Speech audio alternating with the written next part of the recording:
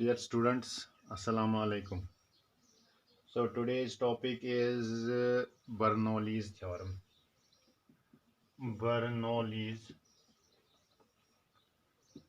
theorem, right? So in order to understand the Bernoulli's theorem, let us first discuss the liquid flow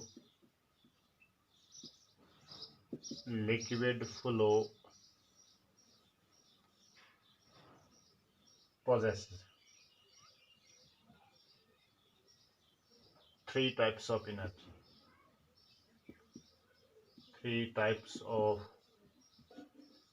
energy, right? One is kinetic energy, 1/2 of mv square. Second is potential energy, that is equal to mgh. ठीक है. And third energy, that is known as pressure energy.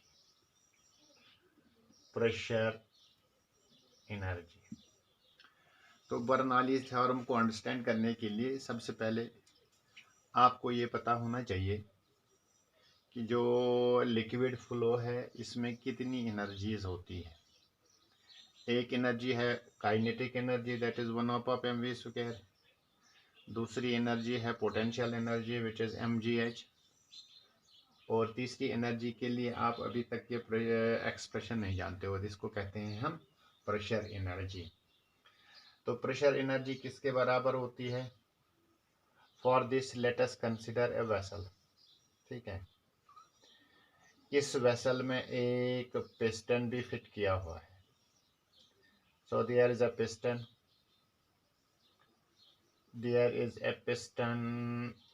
Fitted in the vessel.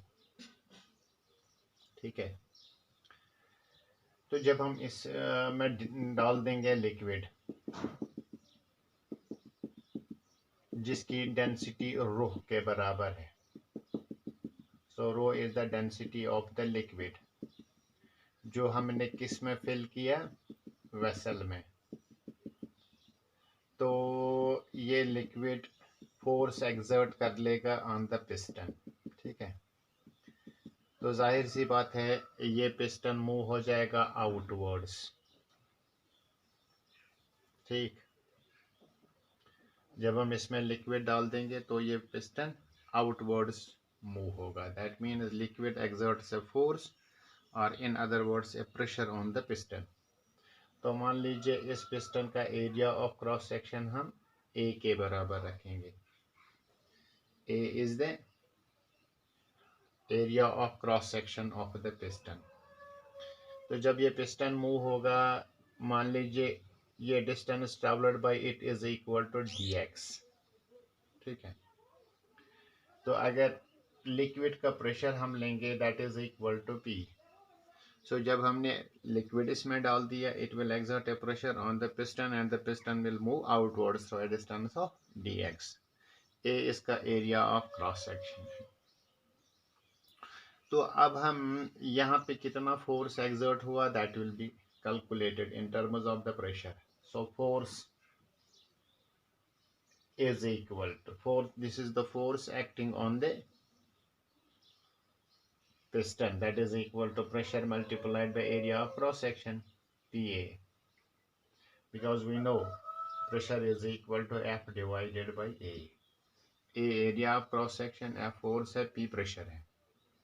तो F जब हम calculate कर लेंगे that is equal to PA. तो यहाँ पे मान लीजिए आप distance traveled by the piston, that will be dx. ठीक है. तो अब हम यहाँ पे वर्क डन कैलकुलेट कर लेंगे. So work done is equal to work done by the force, that is force multiplied by distance. Force multiplied by distance. तो यही वर्क डन जब हम कैलकुलेट कर लेंगे, so WD is equal to work done. Force के बदले में हम लिख सकते हैं PA और डिस्टेंस के बदले में हम लिख सकते हैं dx. So force multiplied by dx. तो जब हम इस पोर्शन को देख लेंगे, it is a cylindrical portion. Cylinder की हाइट dx के बराबर है, pi r square, area of cross section इसका है a, तो इसका वॉल्यूम होगा v is equal to pi r square h, pi r square के बदले में a, डिस्टेंस के बदले में dx, तो आपका a dx जो है this is volume, so we can write here work done is equal to p dv, where dv is equal to volume, because a dx is equal to dv, that is volume, right? Now what we have to find, this work done is equal to the pressure energy, so this work done is equal to pressure energy, therefore potential energy नहीं है ये, this is pressure energy, so pressure energy is equal to, it is P dV, ठीक है। तो इसी तरह से अगर हम कैलकुलेट कर लेंगे यहाँ पे इस पोर्शन का mass, mass of the liquid that is displaced outwards, ठीक है। So mass of liquid is equal, mass of liquid, ये पूरे लिक्विड का मास नहीं है, इस वाले पोर्शन का मास है when the piston moves outwards, so mass होता है density multiplied by volume, density हमने रो के बराबर ली है और वॉल्यूम इसका है dv, so this is mass of the liquid. तो हम pressure energy per unit mass calculate करेंगे, pressure energy per unit mass is equal to, pressure energy p dv के बराबर है, mass of the liquid that is rho dv, dv और dv cancel हो जाएगा, so you will get here p divided by rho. So ये है kinetic energy, ये है potential energy, and this is pressure energy p dv, ठीक है। तो pressure energy per unit mass जब कैलकुलेट कर लेंगे that is equal to p divided by rho. तो अब आप जान गए कि लिक्विड फ्लो की तीन एनर्जीज हैं, three types of energy, one is kinetic, another is potential, and another next one is pressure energy. Now what is Bernoulli's theorem? Bernoulli's theorem आपकी क्या है, so अगर आपका लिक्विड आइडियल होगा, for an ideal liquid flow, ठीक। Ideal liquid क्या होता है, आइडियल लिक्विड होता है विच इज इनकम्प्रेसिबल, ठीक है। और यही लिक्विड होगा नॉन विस्कस, जिसमें इंटरनल फ्रिक्शन नहीं होगा, नॉन विस्कस लिक्विड। एक लिक्विड होना चाहिए नॉन विस्कस और ये इनकम्प्रेसिबल लिक्विड होना चाहिए, तो इसको हम कहते हैं, this is known as ideal liquid, ठीक है। तो इस आइडियल लिक्विड फ्लो की जो sum of kinetic energy per unit mass, sum kinetic energy per unit mass, potential energy per unit mass and pressure energy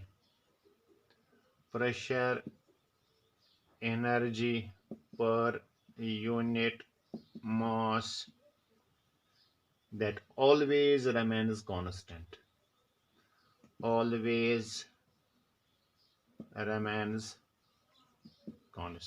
ठीक है। So for an ideal flow of liquid, that means which is incompressible and non-viscous, the sum of kinetic energy per unit mass, potential energy per unit mass, and pressure energy per unit mass always remains constant. तो हम इस theorem को कहते हैं, this is known as Bernoulli's theorem. ठीक है, तो Bernoulli's theorem को हम मैथमेटिकली ऐसे लिख सकते हैं। सो this is pressure energy plus potential energy plus kinetic energy per unit mass is equal to constant, is equal to constant, right? So इसको मैथमेटिकल एक्सप्रेशन हम ऐसे देंगे। तो pressure energy per unit mass आपका है, पहले हम लेंगे kinetic energy is equal to 1/2 mv square. ठीक है, अगर इसी को कैलकुलेट कर लेंगे kinetic energy per unit mass, that will be 1/2 mv square divided by m, that is equal to 1/2 v square। ठीक है, per unit mass. Potential energy is equal to mgh, अगर यहाँ पे लेंगे हम potential energy per unit mass, that is equal to mgh divided by m, that is equal to gh। तो pressure energy आप जानते हो P डिवाइडेड बाय रो, तो आपकी थ्योरम बन जाती है that is P divided by rho plus 1/2 v square plus gh is equal to constant. लेकिन ये सिर्फ आइडियल लिक्विड के लिए होगा, जो नॉन विस्कस होगा और जो इनकम्प्रेसिबल लिक्विड होगा। तो अब हम इस थ्योरम को कैसे प्रूव कर सकते हैं, बहुत ही आसान है। तो हम एक लिक्विड फ्लो लेंगे through a tube, this is the horizontal surface. तो यहाँ पे आप लीजिए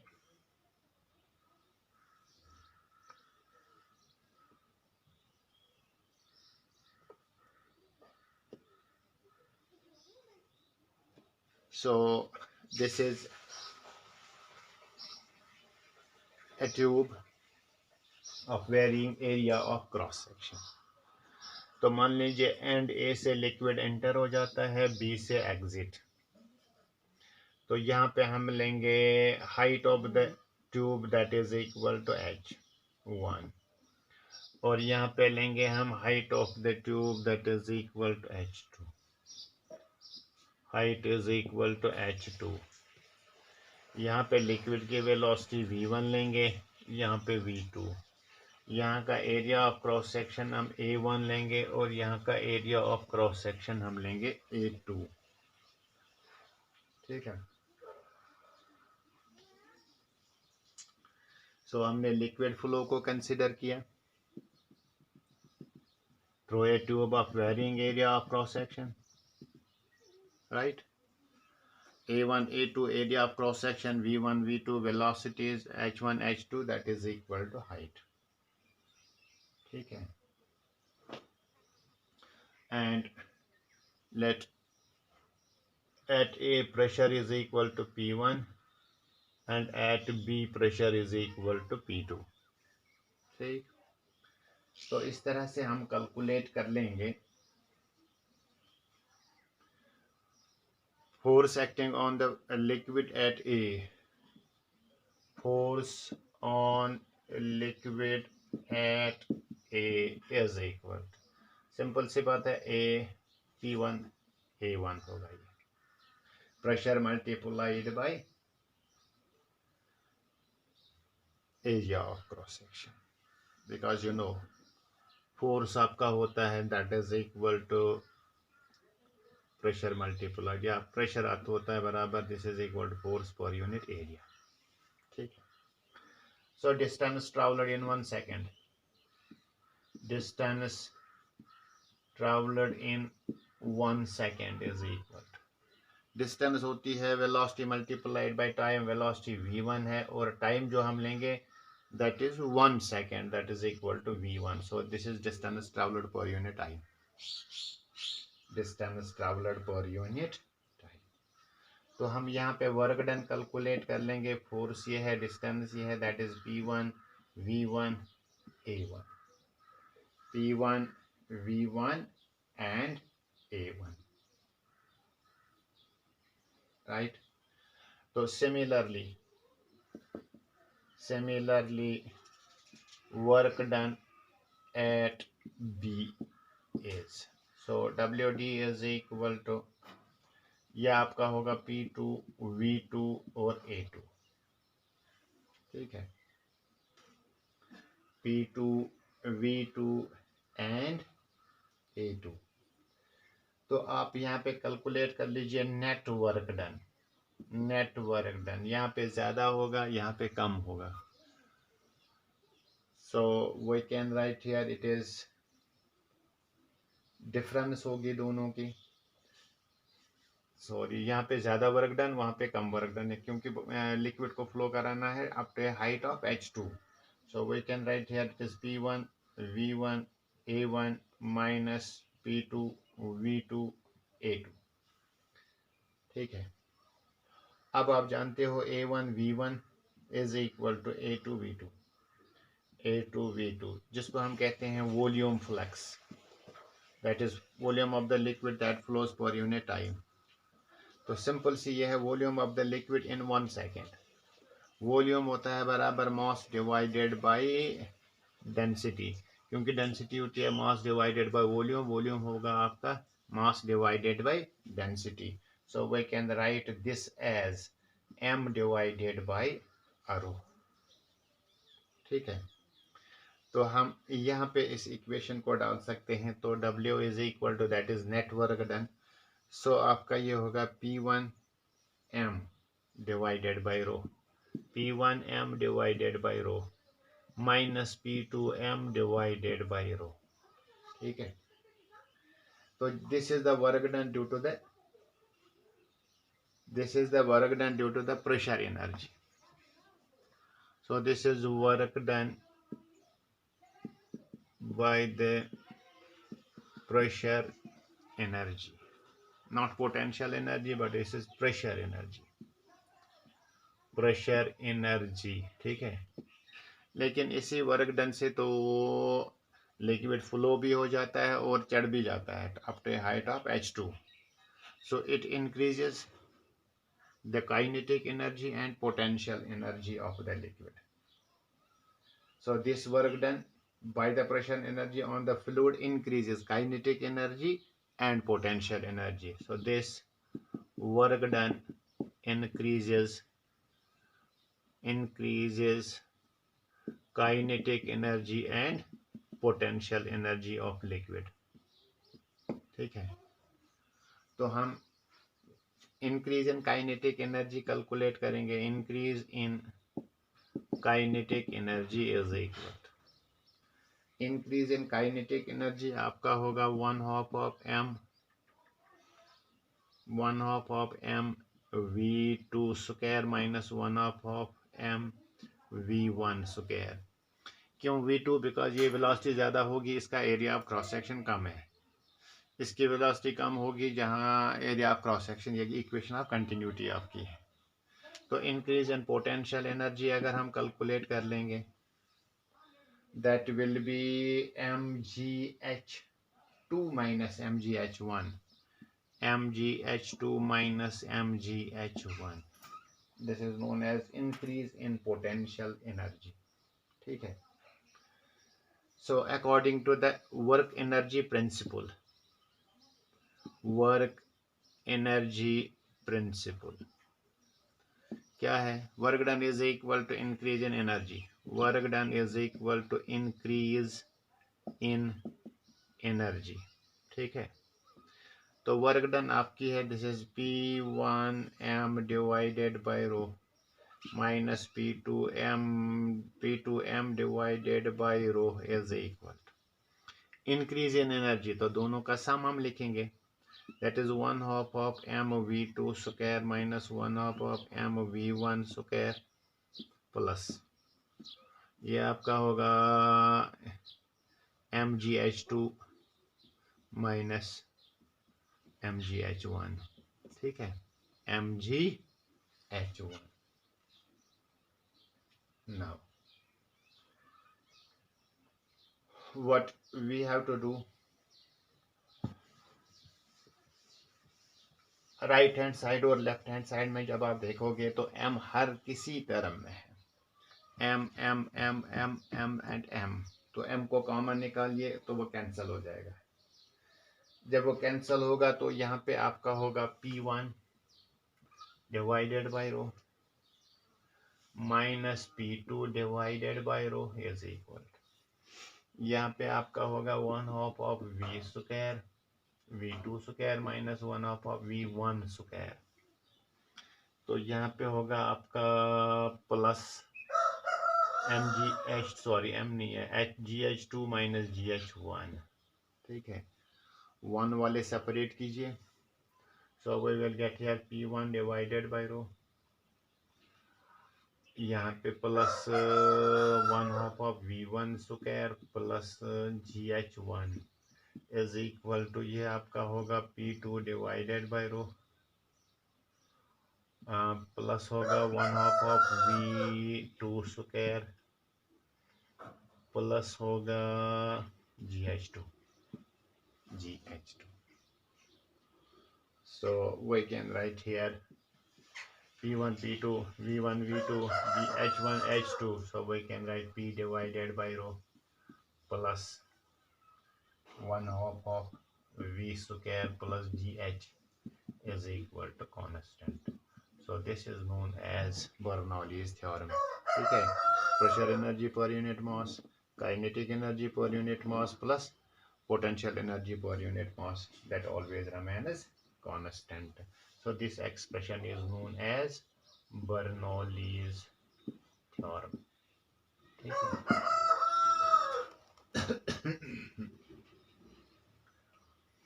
तो इस वाली टर्म को हम कहते हैं, this is known as pressure head. Pressure head इसको कहते हैं हम, दिस इज नोन एज